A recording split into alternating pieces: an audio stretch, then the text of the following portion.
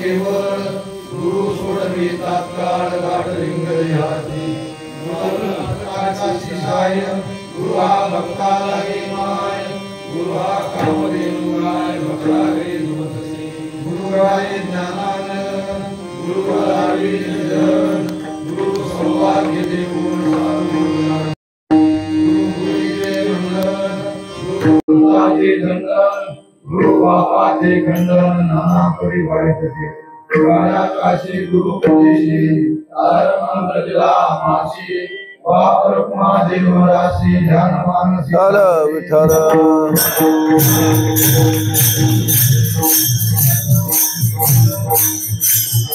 विद्रोहे मनील धवल छाय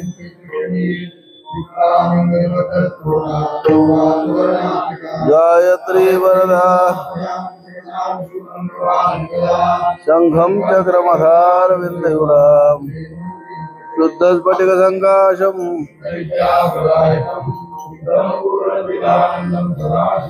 विशुद्ध ज्ञान देहाय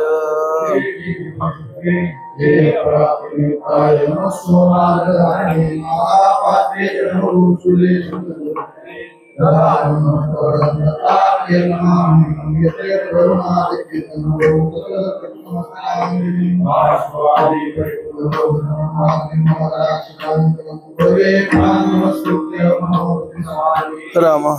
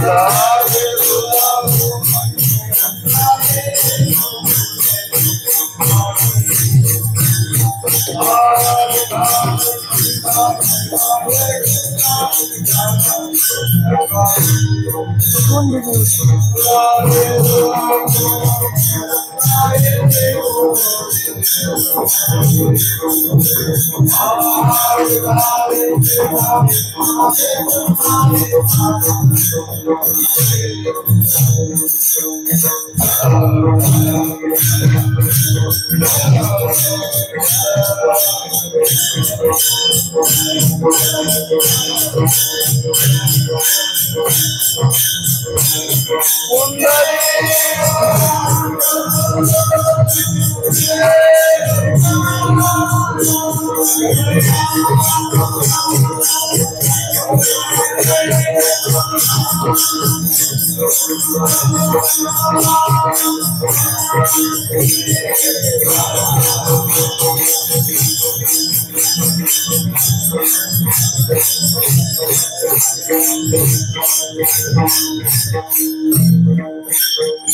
हा सुखाचा सागरू, गुरु हा प्रेमाचा आगरू, गुरु हा धैर्याचा डोंगरू, कदा काळी डळमळेना. गुरु वैराग्याचे मूळ, गुरु परब्रह्म केवळ, गुरु सोडवी तात्काळ गाठ लिंग देहाची. विठ्ठल विठ्ठल.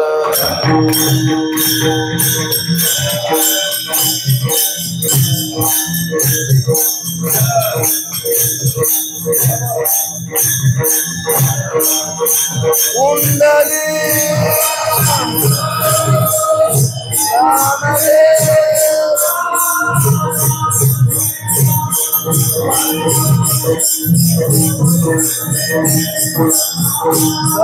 समर्थ ब्रह्मगानंद साधा विठाला विठाला. गुरु वैराग्याचे मूळ, गुरु परब्रह्म केवळ, गुरु सोडवे तात्काळ गाठ लिंग देहाची. माऊली ज्ञानोबरायांचा अभंग आहे. 4-2 दिवस झाले आपण विचार करतोय याचा. आज काय पुरतं कीर्तन होईल असं काय वाटत नाही, पण मला आयत्या टायमाला कुणा टकुऱ्यात दगड घालायचा. म्हणजे काय भजन काय कीर्तन करून कडलाव. जगद्गुरु तुको माऊली ज्ञानोबा या अभंगामध्ये श्री गुरूंचं महात्म्य सांगतात.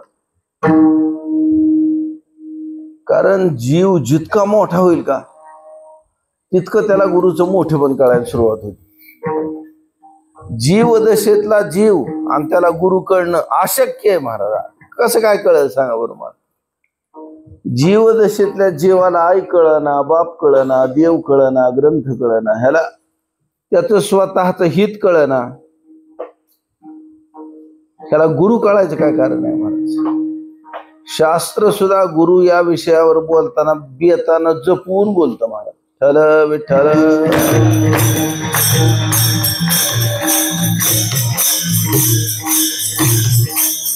त्या जगात कुणीतरी असं असेल का सूर्यनारायणाला काडवाती ओवाळायला लागला आणि मीच त्याला उजेड दिला असं त्याला वाटत नाही. शक्य महाराज. हा मी त्याच्यावर उपकार करतोय असं वाटेल कदाचित, नाही ह्याला कोण ओवाळायचं.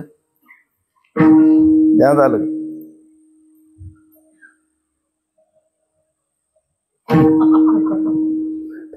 विठ्ठल.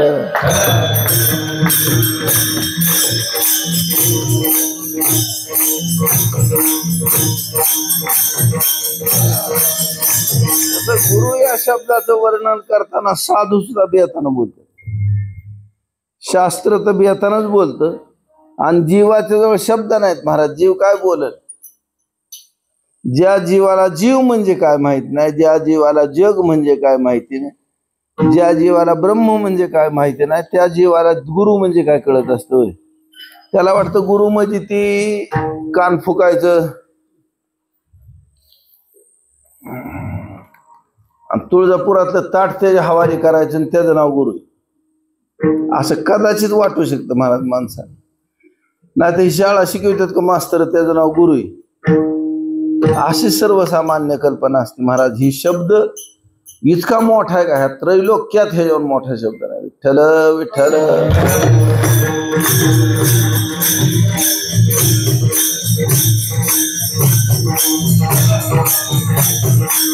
आता माऊली ज्ञानोबरांचं बोलणं नीट लक्षात घ्या धंदा.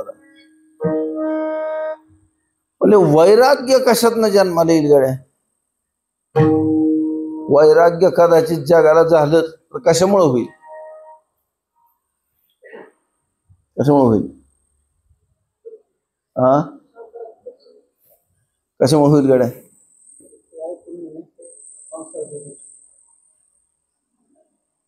कसं असतं आपण जे सांगणार आहे का नाही त्याच्यासाठी आपल्याजवळ काहीतरी मुद्दा असायला. माऊली ज्ञानोबा सांगतात वैराग्य विवेकानं होत. आणि श्री गुरु म्हणजे विवेक आहे. विठ्ठल विठ्ठल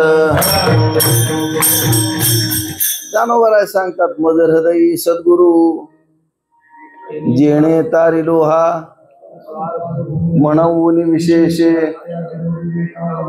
आता समजा असं म्हणले का माणूस ह्याचं लगीन करायचं आणि त्याला मंडोळे बांध आणि त्याला पाठावर उभा करा, असं होईल कधी? नाही महाराज. ज्याचं लगीन करायचे त्यालाच मंडोळे बांधायचे आणि त्यालाच पाठावर उभा करायचे ना. तसंच ज्ञानोबराय सांगतात माझ्या हृदयामध्ये श्री गुरु विवेक रूपान आहेत आणि माझा अति आदर आहे महाराज त्यांच्यावर. कारण हे बघा जीवाचं जीवन सुधारलं का नाही, जीवाच्या कल्पना सुधारल्या, जीवाच्या अनुभूती सुधारली, तर फक्त विवेकानं सुधारेल. विवेक हा स्वाभाविक उत्पन्न व्हायला भूमिका लागते. एक जणांनी सांगितलं होतं मला, बघा तुम्ही ह्याच्यावर विचार करून, मी काय लई खरं सगळं सांगल, मला माहितीतलं अशातला काय भाग नाही. बहुतेक आपल्या भीमरावनी सांगितलं, त्याला पाणी बघायचा नाद. मग त्यानं सांगितलं बोरीचं झाड जर दिसलं तर त्याच्यावर कमीत कमी एक लाईन तरी सापडते. त्याचा अभ्यास आहे, कदाचित 2 सापडतं. पण म्हणला मी बोरीचं झाड बघितलं ना, वाडूळ फिरून बघितलं तर एक सुद्धा लाईन नाही. वाडूळ विचार केला, म्हणला कशामुळे नसेल बरं, ह्या बोरीच्या खाली बुडाला लाईन कशामुळे नसेल पाण्याची? तर त्याने सांगितलेलं मला आठवतं. ती म्हणला पुन्हा माझ्या ध्यानात आलं, हे लावलेलं झाड आहे. विठ्ठल तुमच्या आमच्या अंतःकरणात विवेक जन्माला यायचा म्हणलं का नाही, हे कधी येतो माहिती का? मनानं. ज्या वेळेस मनुष्याची चित्तवृत्ती मलविक्षेप रहित होईल का, तिथून पुढे प्रक्रिया चालू होती. त्याचं नाव काय आहे? विवेक. आमच्या श्रीकृष्ण परमात्म्यानं यशोदा देवींना एकदा जेवायला बसल्यावर जीव घालीत होत्या. म्हणले होय आई, माझं लगीन कर की. आता भगवान रामचंद्र त्यांची गोष्ट वेगळी. भगवान श्रीकृष्ण परमात्मा म्हणजे का नाही, तुम्ही आम्ही काय वात्रटपणा करतो महाराज, असं. चौराग्रगण्यम शिरसा चौराग्रगण्यम शिरसा नमा. काय रे पूर्ण श्लोक. व्रजे प्रसिद्धम नवनीत चोरम बाला प्रसिद्धम हात. वा वा. ठाला विठ्ठल.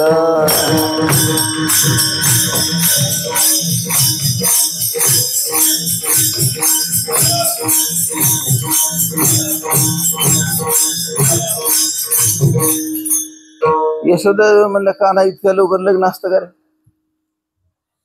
हो. मग म्हणजे कधी करायचं? ते म्हणले अरे तू शहाणा हो, मोठा हो, काहीतरी पैसे मिळव, तुझ्या पायावर उभा राहा, मग लग्न करील तुझं. देव यशोदा देवी म्हणले मग तर म्हणले बघा तुमचा पोरगा काय म्हणतोय. नंदबाबा आले. नंदबाबा म्हणले काय म्हणतोय? ती म्हणतोय माझं लग्न केव्हा करतो म्हणतोय. नंदबाबाने सांगितलं अरे तू काहीतरी पैसे मिळव, काहीतरी मोठा हो, मग आपलं लग्न करू, तुझ्या पायावर उभा राहा. ती म्हणले बाबा माझ्या पायावर मी उभा राहिल्यावर तो कशाला लग्न करायला पाहिजे, मीच करील.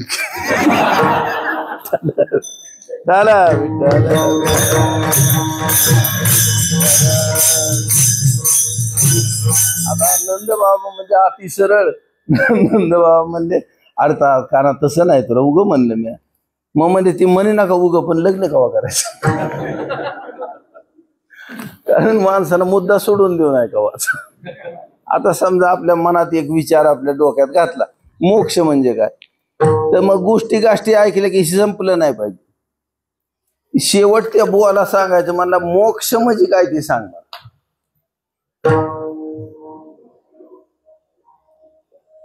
थोडक्यात विचार असा आहे महाराज, मोठं व्हावं लागेल ना ह्याला.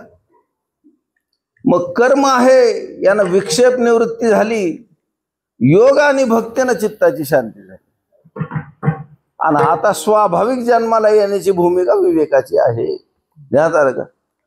पण म्हणजे ही करीत करीत आयुष्य गेलं निघून तर कारण मनुष्य कर्म करील तिकडं पत्तोर करील असं सांगता येत नाही, उपासना करील तिकडं पत्तोर करील असं सांगता येत नाही. मग हे जर ज्ञानाचा अधिकार कधी व्हायचा, मनुष्य देह हातातला निघून जाईल, है की नाही? म्हणून महाराज सारखं कळवळ सांगतात, उठा जागे वारे आता, उठा जागे वारे आता, स्मरण करा पंढरीनाथा.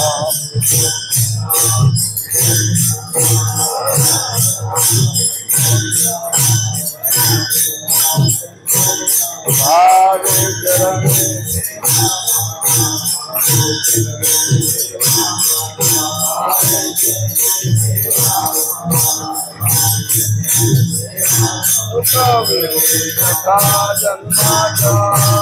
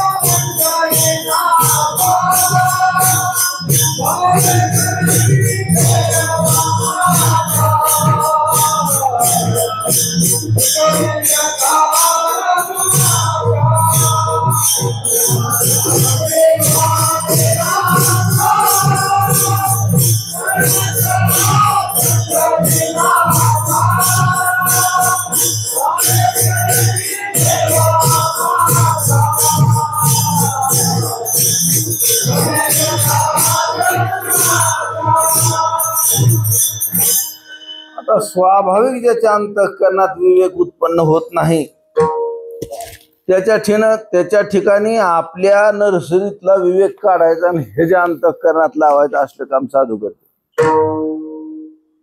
हो म्हण लावा की रोप, म्हणला नाही नाही आताच नाही, आधी ही तुमच्या छपरात ठेवा 15 दिवस. मला तवर काय करायचं, मला तवर ती गरदाड घ्यायची, त्याच्यातला खडूक काढून टाकायचा, त्याच्यात माती भरायची, त्याच्यात शेणखत मिसळायचं कुजलेलं, आणि मग पुन्हा त्याला पाणी देऊन ठेवायचं आणि मग पुन्हा लावायचं. तसं जी विचार आमच्या अंतःकरणात कीर्तनानं घुसला का ते अंतःकरणात राहू दे. म्हणजे तुम्ही देवाची आठवण करीत जा राव, मला काय ध्यान करता, पाहुण्याचं काय ध्यान करता, आणि पोराचं काय ध्यान करता, आणि काय पोरं दिवा लावणार आहेत, पोरं काय दिवा लावणार त्यांचं ध्यान करून.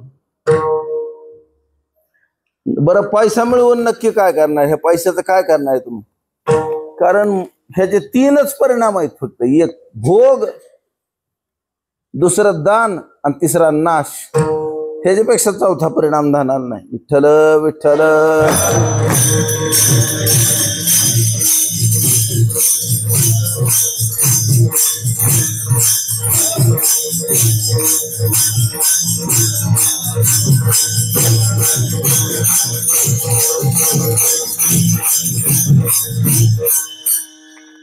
ह्याला हळूच विचार ह्याच्या डोक्यात घालायला सुरुवात केली की म्हणजे भूमिका तयार करणे महाराज, आहे का नाही?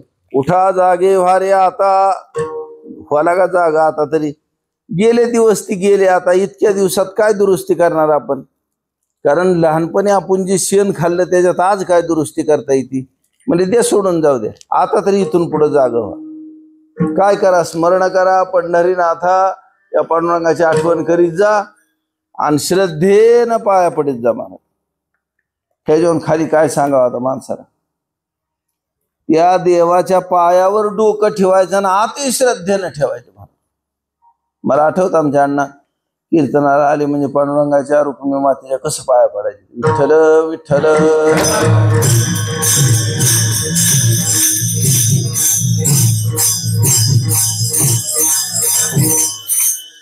म्हणजे काय होईल ह्यानं? म्हणजे संसारात जे तुम्हाला दुःख होत आहे का ते नाही व्हायचे. कवी व्यथा जन्माचे दुःख संपून जातील महाराज. म्हणजे एवढुशाने म्हणजे लय झालं हेच, एवढं तर कर. ठल विठ्ठल.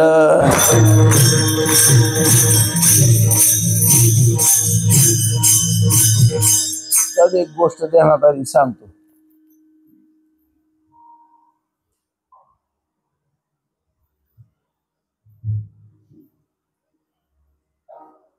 हाती पापी होती एक जात आणि त्याची पाय गाठ पडली साधूची. हाती पापी म्हणजे हाती पापी. आता माणसाला आपण जे करतोय का नाही त्याला यश येईल का नाही हे त्याच्या हातातलं नव्हतं. आणि त्याच्या मनात थोडी थोडी शंका असतीच. कारखाना टाकायला लागला तरी कसं होतंय कोणास ठाऊक, हिर खांदायला लागला तरी कसं होतंय कोणास ठाऊक, आणि बाग करायला लागला तर कसं होतंय कोणा, असं त्याच्या डोक्यात असतीच कुणकुणात. ह्यावेळेस आधार कसा घेतो माणूस? देवाचा घेतो, नाही तर मग साधूचा घेतो, है का? आता देवाचा घ्यायचा म्हणजे देव होय नाही नाही नाही नुसता उभा राहिलेला. तुला काय म्हणायची ती मन जा. साधूचं कसं आहे, होय महाराज सांगा काय बी असं म्हणता येतं तिथे. सुईच तिकडे निघाला महाराज. गंमत अशी झाली म्हणले महाराज आपण डाका टाकाय चाललोय. कुठं चाललोय? मला राजाच्या घरी. मग मला फक्त आपल्याला ती चोरी गवली नाही पाहिजे आणि माल गावला पाहिजे.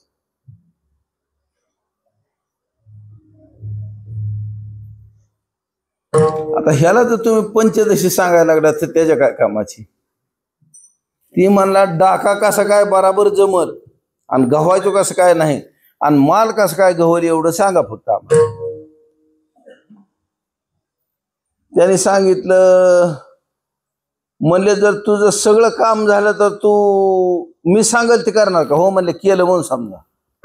बरं तर महाराजांनी सांगितलं मी काय हितनं कुठं जात नाही, तुला काय करायचं ती कर, उद्याच्याला ये, फक्त एक काम करायचं डाका घालायला गेल्यावर. मला एका सुद्धा माऊलीच्या अंगाला हात नाही लावायचा आणि एकाला सुद्धा रपकं द्यायचं नाही आणि मग तुला काय चोऱ्या करायचं तेवढ्या करायच्या. ध्यानात आलं का? कारण ह्याला चोरीच बंद कर म्हणल्यावर तसं नाही चालणार ह्याला. ध्यानात आलं? त्याच्यात एक बारका नियम असा घालायचा की ती नियम ह्याला पाय बांधील आणि लय मोकळ्या मनाने ती काय धंदा करायचा नाही. त्याने डाका टाकला, चोरी झाली, भरपूर माल मिळाला आणि दुसऱ्या दिवशी गळे आला ना बरं का की भजना बिजनातली माणसं आहेत का नाही इतकं खरं बोलत नाही. त्यांच्यावर विश्वास ठेवायचा म्हणजे धोका आहे. पण 2 नंबरवाली बघा तुम्ही, कुणावर बी कुणी बी विश्वास मोकळ्या मनानेच ठेवायचा बाबा. त्याने फक्त सांगितलं का नाही ये माझ्या एरियात, तुला काय सुद्धा काळजीच नाही, तुला काय धोकाच होणारच नाही महाराज. म्हणून लहानपणी मी आपली म्हण ऐकलेली गावातल्या माणसाकडनं, गळ्यात माळण पोटात काळ. माणसं म्हणायची, माळकऱ्याकडे बघितल्यावर मुद्दाम म्हणायची.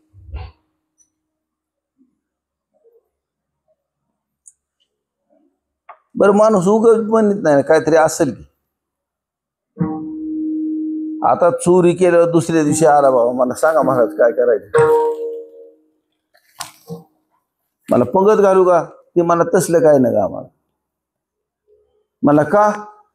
मला घालणार घालत्यात, कुठं नडल्यावर बघू. मग काय करू सांगा? मला काय सुन नको करू, मी सांगतो तेवढं करणार का तू? मला करणार. त्याने सांगितलं एकदा राम म्हण. तुम्हाला लयच अवघड काम सांगितलं राव तुम्ही. मला मी पहिल्यापासून ठरवलं एवढं तेवढं नाव घ्यायचं नाही. म्हणजे असं का वाटत असेल बरं ह्याला देवाचं नाव घेऊ नये? नाथ महाराजांनी लईच बेकार अर्थ काढला त्याला. तुम्हाला सगळ्याला माहिती, ज्याला माहित नाही त्यांनी बाकीच्यांना विचारा की देवाचं नाव का घेत नसेल, त्याचं कारण आहे काय ते. महाराज सांगतात, महाराज ठल विठ्ठल.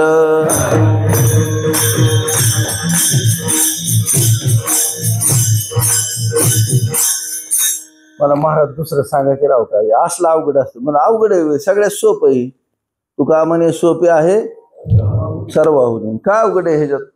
मी म्हणतोय तसं म्हण की तू. मला आपल्याला का नाही म्हणूच वाटत नाही. एक म्हातारी मरायला लागली होती आणि त्याला शिकवणार बी असली अर्धी गाबोळी.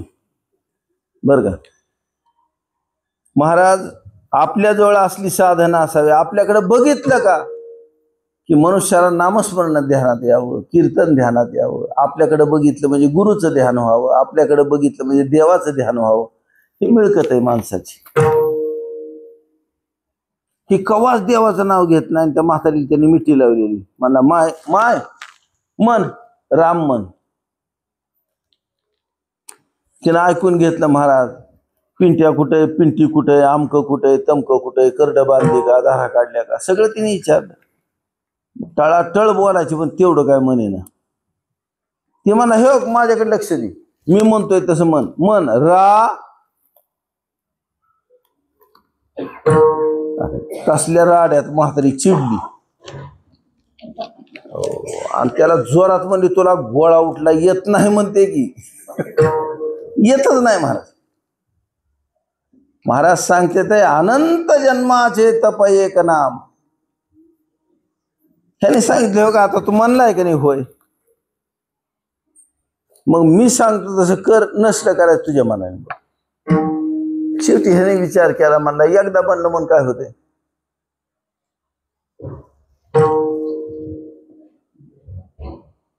मला म्हणा तुम्ही पुढं की मला राम. हे मला इतकं लांब का नाही येत. बरं म्हणा रा रा म म राम. मला राम आईला मला दोनदा झालं. ती मला पहिलं नसतं धरायचं, ही दुसऱ्यांदा मानल्यालाच खरे. एकदाच झालंय तसं काय काळजी करू नका.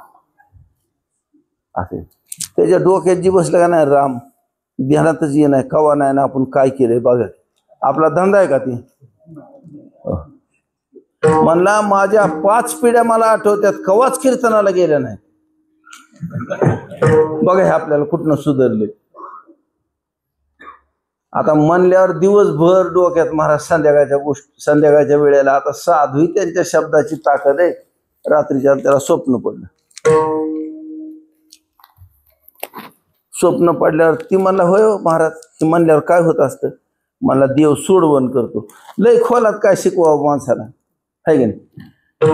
त्याला कळलं असं बी वाटावं, कळलंय असं बी वाटावं आणि त्याच्यातलं वर्म पण जाऊ नाही निघून असं सांगावं त्याला. स्वप्नात ते आलं, ती मिळाला. मेल्यावरती पैसे बिशे होतं का नाही. ते आता हे पैसे घरी नेता येतात का चोरी केली की नाही. मग तिकडंच पुरून ठेवलं होतं. मग जेवढी त्याच्या सुप्तीला होती का, हो त्यांनी सगळ्यांनी नेले घरी आपापल्या. ही मेलाय म्हणल्यावर ह्याला जाळायचं सुद्धा पुन्हा ठरलं. पोरगी यायची, पोरग यायचे, तवर ह्यांनी वाटण्या केल्या बी, घरी नेलं बी. हे सगळं बघतोय झाडावर.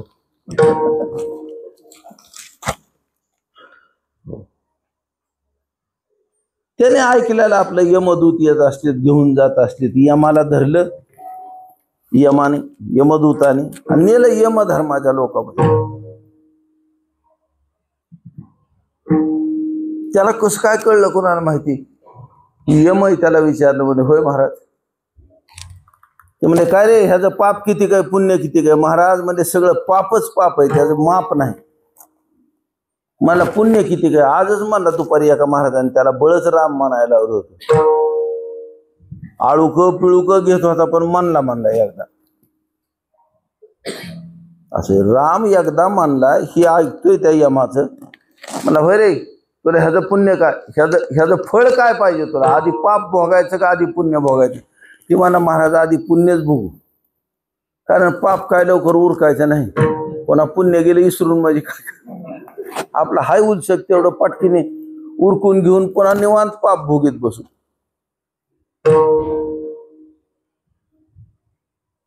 त्यांनी सांगितलं ह्या राम नावाच्या तुझ्या देवाच्या नावाचं तुला फळ काय देऊ. त्यांनी सांगितलं महाराज ह्याचं काय फळ असतं. ती मला ती मागल ती आम्ही देत, ती तुम्ही ती नका म्हणले, मी मागल ती. पण खरं ह्याचं फळ काय. आता यमधर्म म्हणले नाही राव, मी पुती वाचलीच नाही. राम म्हणल्यावर काय मिळत असतं ती मला काय सांगता नाही.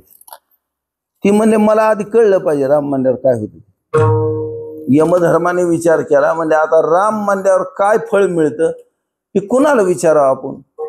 मग त्यांनी विचार केला, म्हणजे असं कर, चल भगवान शंकरांच्या कैलासावर जाऊ आपण आणि तिथं विचार. गेले कैलासावर. कैलासावर यमधर्म आले ते एक बच्चन घेऊन म्हणल्यावर भगवान शंकरांनी डोळे उघडले. महाराज यमधर्माचं स्वागत केलं. त्यांनी घातला साष्टांग नमस्कार. सांगितलं महाराज ह्यांनी एकदा राम मानलाय आयुष्यात, आणि राम या केलेल्या उच्चाराचं फळ काय ती म्हणतोय, विचारतोय, तर ह्याचं फळ काय आहे. आता भगवान शंकरांनी डोक्याला हात लावला आणि सांगितलं, म्हणले मी आयुष्यभर फक्त एवढंच म्हणतोय बरं का, पण मी केव्हा सुद्धा विचार केला नाही ह्याचं फळ काय. शहाणपणा कशात आहे माहिती का, ही गोष्ट चांगली ना, मग ह्याचं फळ काय मिळेल त्याचा विचार करायचा, व करीत राहायचे. आता भगवान शंकरांनी विचार केला, म्हणजे नाही नाही म्हणले देवा, आता तुम्ही दोघ जण बी देव आणि तुम्हाला ह्याचं फळ माहित नाही म्हणल्यावर आपल्याला ह्याचं फळच सांगायचं. अरे म्हणला तुला काय पाहिजे ती मागणं देतो, मी बी देतो, यमधर्म बी देते, मला एवढंच पाहिजे की ह्याचं फळ काय तेवढं सांग.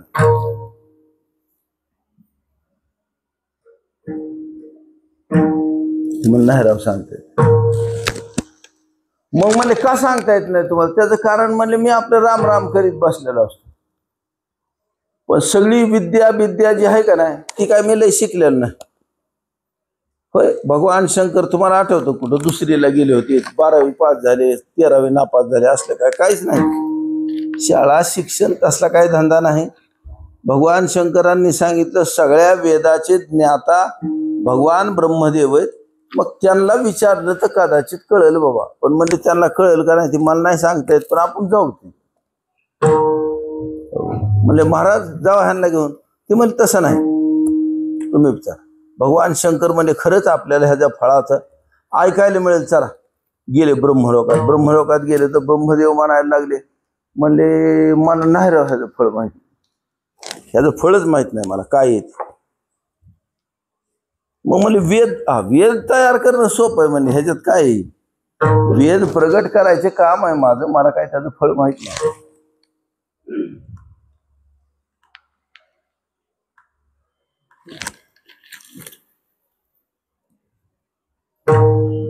रस्त्यानं नारद महर्षी भेटले. म्हणले देवा कुणीकडे वरात. ते म्हणले वैकुंठाला चाललो. म्हणजे कशामुळं. म्हणले ही राम मानल्यावर काय फळ आहे ते ऐकायचं म्हणतो, ही मानला आई एकदा.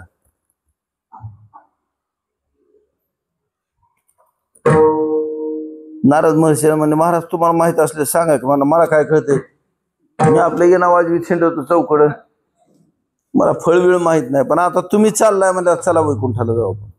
गेले वैकुंठाला. भगवती लक्ष्मी पाय दाबत्यात आहे, नारायण झोपलेले ते, आणि शेष भगवान सारखं नामस्मरण करते, स्तुती करते भगवंताची. नारायणांनी डोळे उघडले आणि सांगितलं, म्हणजे देवा तुमच्या नाव एकदा आयुष्यात तुमचं नाव घेतलं तर त्याचं काय फळ आहे. म्हणजे काय फळ असणार आहे. हो का, ही मी याला यमाच्या दरबारात गेला तर यमाला त्याला काय करता आलं. यमानं ह्याला घेण्यानं देण्याचं कुठं नेलं, कैलासाला नेलं. कैलास बी बघून आलाय, आणि नुसतं कैलासाला जाऊन नाही आला, भगवान शंकरांना घेऊन आलाय सगळे गण, पार्वती माता, सत्यलोकाला जाऊन आलाय, आणि वैकुंठाला आलाय. आणि ह्याच्या फळाचं वर्णन काय, ह्या प्रश्नाचं उत्तर मी देतोय. ह्याच्यावर काय फळ असतं कळलं का. महाराज तर सांगतात, अंतकाळी ज्याच्या हरी आला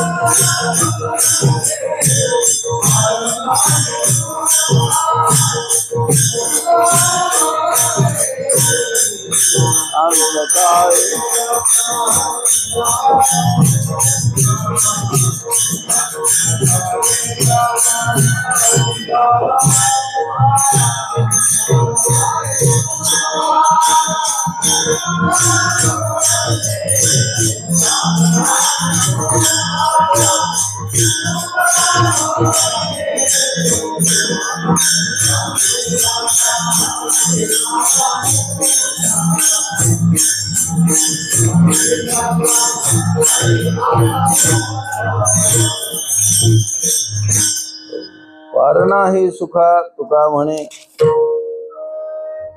म्हणून हे लावलेलं रोप आहे महाराज. महाराज सांगतात विवेक आहे हे वैराग्याचं मुगुळ आहे.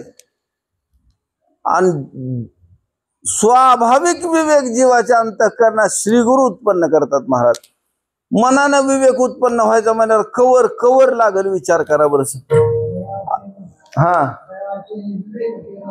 वा वा वा वा. जयाचे विवेक करण संगे, विवेक किरण संगे. वा वा. हा उन्मेष सूर्यकांत पुणगे. वा वा. ठल विठ्ठल.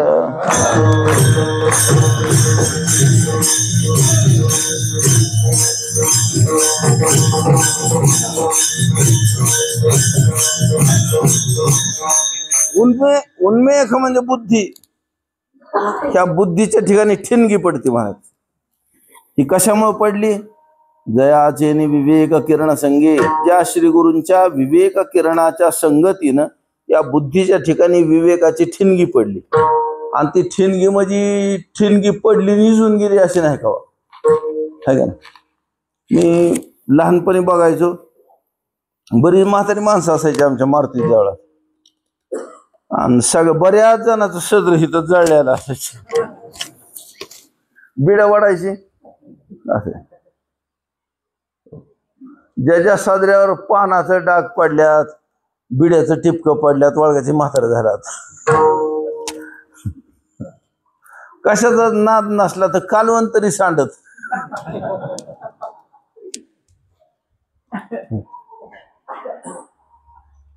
विवेक किरण संगे. उन्मेष म्हणजे बुद्धीच्या ठिकाणी अशी ठिणगी पडती आणि ती ठिणगी विजून जात नाही, म्हणजे ती निर्वीर्य नाही महाराज. ज्ञानोबराय सांगतात दीपले जाळी ती दांगे संसाराची. हे प्रदीप्त झालं का संसाराची वनच्या वन जाळून टाकतात महाराज. ज्याचं भय आहे जीवात समजते. हे संसार म्हणजे चांगला आहे का? तर दुःस्वप्न आहे.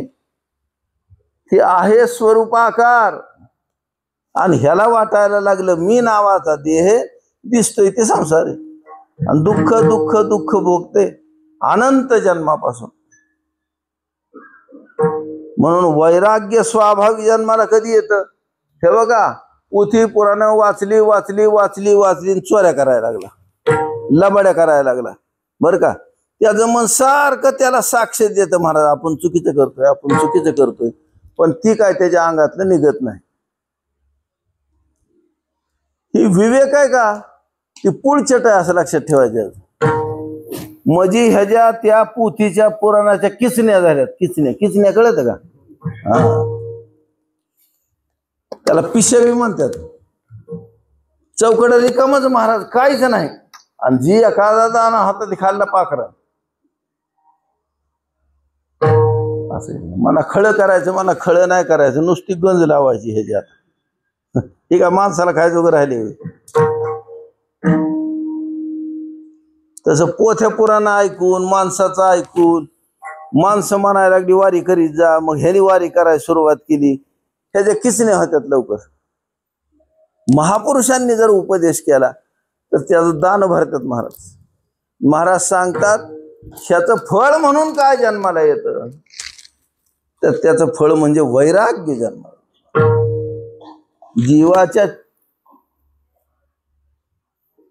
जीवाच्या चित्तात वैराग्य झालं का महाराज सांगतात ही सुताला लागला म्हणून समजायचं.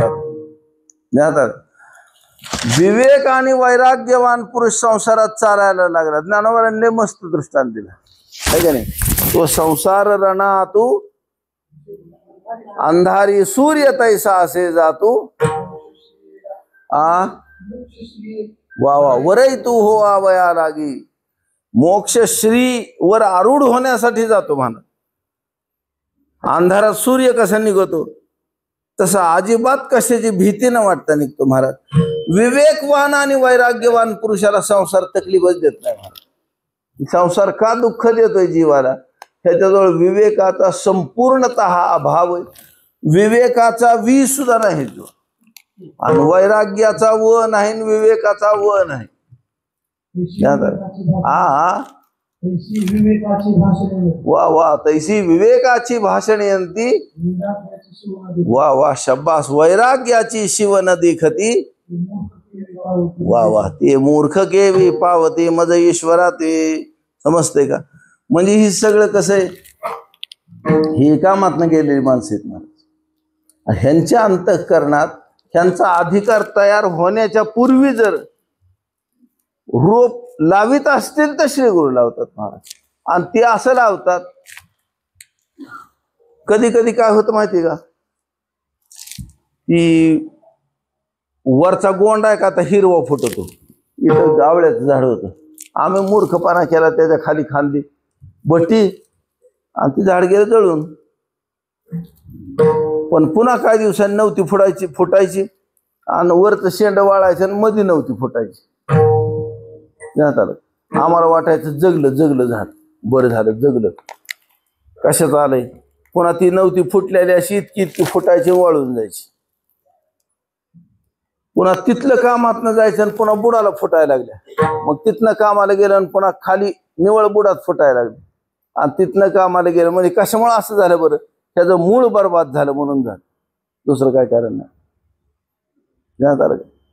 म्हणून ज्याच्या वर अवसान आहे, विवेकात अवसान आहे ज्याच्या, आणि त्याच्या मुळात अवसान नाही, तर म्हणजे ती टिकत नाही राव. आणि श्रीगुरु काय करतात, त्याला विवेक सांगत बसत नाहीत, वैराग्य सांगतात. ते स्वतः काय आहेत म्हणजे वैराग्याचे मूळ. विवेक वैराग्य करायला लावित नाहीत, ह्याला विवेक करायला लावतात. विवेकानं समजतं ह्याला ही करावं नाही करावं. म्हणून महाराज सांगतात, गुरु हा वैराग्याचे मूळ, गुरु परब्रह्म केवळ. आता जीवाच्या उद्धाराची सोय अधिकार नसताना करायला सुरुवात करायची, ही काम कुणाचे? श्री गुरूंचे. ते करतात. आणि त्यांना ही कुणी अधिकार दिला म्हणजे ती प्रत्यक्ष परब्रह्म आहेत म्हणून करू शकतात महाराज. विठ्ठल विठ्ठल.